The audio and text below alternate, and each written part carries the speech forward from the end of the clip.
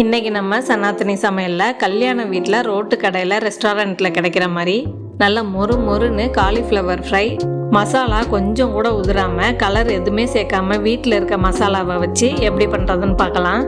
Cauliflower fry பண்ணுறதுக்கு நான் ஒரு சின்ன பூவை பார்த்து எடுத்திருக்கேன். அதோட காம்பு எல்லாத்தையும் நறுக்கி பூவை மட்டும் தனியாக எடுத்துக்கோங்க. இந்த மாதிரி பூவில் எப்படி தனித்தனியாக காம்பு இருக்கோ அந்த காம்பை மட்டும் அப்படியே கட் பண்ணி எடுத்துக்கோங்க. இந்த மாதிரி சின்னதாக இருக்கிறது அப்படியே இருக்கட்டும். பெருசாக இருக்கிறதுல மட்டும் காம்பை மட்டும் கட் பண்ணி கையில் லேசாக இப்படி உடச்சி எடுத்திங்கன்னா கட் பண்ண மாதிரி இல்லாமல் பூ மாதிரி முழுசாகவே வந்துடும். எல்லாத்தையுமே ஒரு சைஸுக்கு கட் பண்ணி எடுத்திருக்கேன். ஒரு பாத்திரத்தில் தண்ணியை நல்லா சூடு பண்ணி எடுத்துக்கோங்க. அதில் கொஞ்சமாக உப்பு சேர்த்து நல்லா கலந்து விட்டுட்டு நறுக்கி எடுத்த பூவை மட்டும் சேர்த்துருங்க. இது சுடு தண்ணியில் ஒரு 2 நிமிஷம் மட்டும் இருக்கட்டும். அதுக்கு மேலே வச்சுருக்க வேண்டாம். இதில் இருக்க பூச்சி புழு அழுக்கு இருந்தால் மட்டும் நமக்கு வந்துடும். அதுக்காக மட்டும்தான் நம்ம சுடு தண்ணியில் போட்டு எடுக்கிறது. 2 நிமிஷம் கழித்து தண்ணியை மட்டும் வடித்து எடுத்துட்டு பூவை மட்டும் ஒரு பாத்திரத்தில் சேர்த்துருங்க. வறுவலுக்கு தேவையான உப்பு, ஒரு அரை எலுமிச்சம்பழத்தோட சாறை நல்லா புழிஞ்சு விட்டுருங்க. 1 டீஸ்பூன் அளவுக்கு இஞ்சி பூண்டு பேஸ்ட்டை சேர்த்து பூ உடையாமல் நல்லா கலந்து விட்டுருங்க.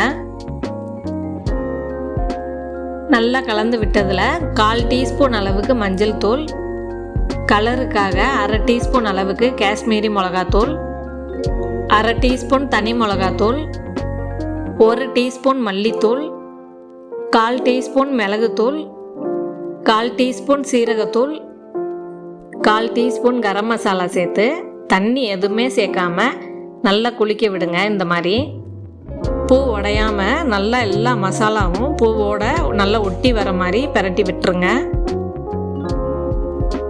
இதை அப்படியே ஊற விட்டுருங்க.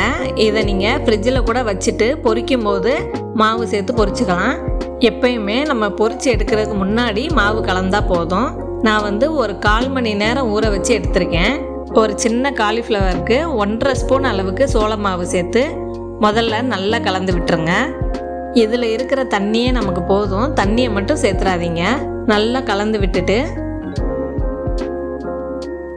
1 ஸ்பூன் அளவுக்கு அரிசி மாவு சேர்த்து கலந்து விடுங்க. போதும். மாவு சேர்த்து நம்ம நல்லா கலந்து விட விட மசாலாவோட கலர் மாதிரி பொரிக்கிறதுக்கு நல்லா பக்குவமாக ரெடி ஆயிடுச்சு. இப்போது ரெடியான காலிஃப்ளவரை பொரிச்சு எடுத்துடலாம். ஒரு கடாயில் பொரிக்கிறதுக்கு தேவையான எண்ணெய் சேர்த்துக்கோங்க. எண்ணெய் நல்லா காஞ்சதும் கொஞ்சம் கருவேப்பிலை சேர்த்து நல்லா பொரிய விட்டுருங்க. ஊற வச்ச காலிஃப்ளவரை பக்கோடா மாதிரி எடுத்து நல்லா இந்த மாதிரி உதுத்து விடுங்க. மசாலா நமக்கு கொஞ்சம் கூட உதிர்ந்தே வராது. லேசாக அப்படியே பிரட்டி விட்டுட்டே இருங்க. நல்லா வெந்து வர வர நமக்கு கலர் மாறிக்கிட்டே வரும். இந்த ஸ்டேஜில் இப்போ நம்ம எடுத்துடலாம். கலர் எதுவுமே சேர்க்காம அவ்வளோ நல்லா மேலே மொறு மொறுன்னு சூப்பராக ரெடி ஆகிடுச்சு.